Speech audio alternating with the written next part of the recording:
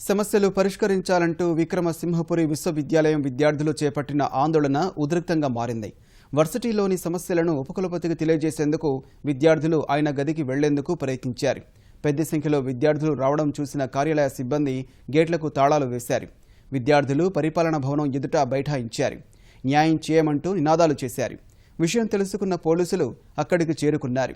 విద్యార్థులను శాంతపరిచారు. పోలీసులు వచ్చాక ఉపకులపతి రిజిస్ట్రార్ విద్యార్థుల దగ్గరకు వెళ్లారు. సమస్యలను త్వరగా పరిష్కరిస్తామని హామీ ఇచ్చారు.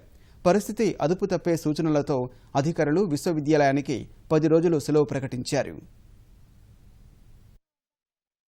సంవత్సరం నుంచి కూడా జరుగుతుంది. మేము అసలు యూనివర్సిటీలోకి రావటమే మేము గొడవలతో స్టార్ట్ చేసుకుని వచ్చాం సార్. మాకు హాస్టల్ లేదు, అమ్మాయిలకు కూడా హాస్టల్ లేదు. నిన్న రిజిస్టర్ వచ్చారు, మాట్లాడారు. మేము చాలా కూర్చొని మాట్లాడాం. మాకు ఒక ఆన్సర్ అనేది చెప్పకుండా ఆయన పాటికి ఆయన వెళ్ళిపోయారని చెప్పి మేము ఆపాము.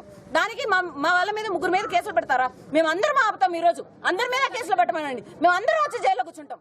మార్చి నెల 24 తర్వాత సీఎం గారి ప్రోగ్రాం నెల్లూరు జిల్లాకి ఎప్పుడుంటే అప్పుడు ఈ బిల్డింగ్స్ ఇనాగ్రేషన్ కార్యక్రమం ఉంటుందని చెప్పడం జరిగింది. అందువలన మనందరం కూడా గౌరవనీయులైన ముఖ్యమంత్రి గారి రాక కొరకు ఆయన చేత ఈ university buildings new buildings inauguration చేయబడేటట్లుగా వెయిట్ చేస్తున్నాం.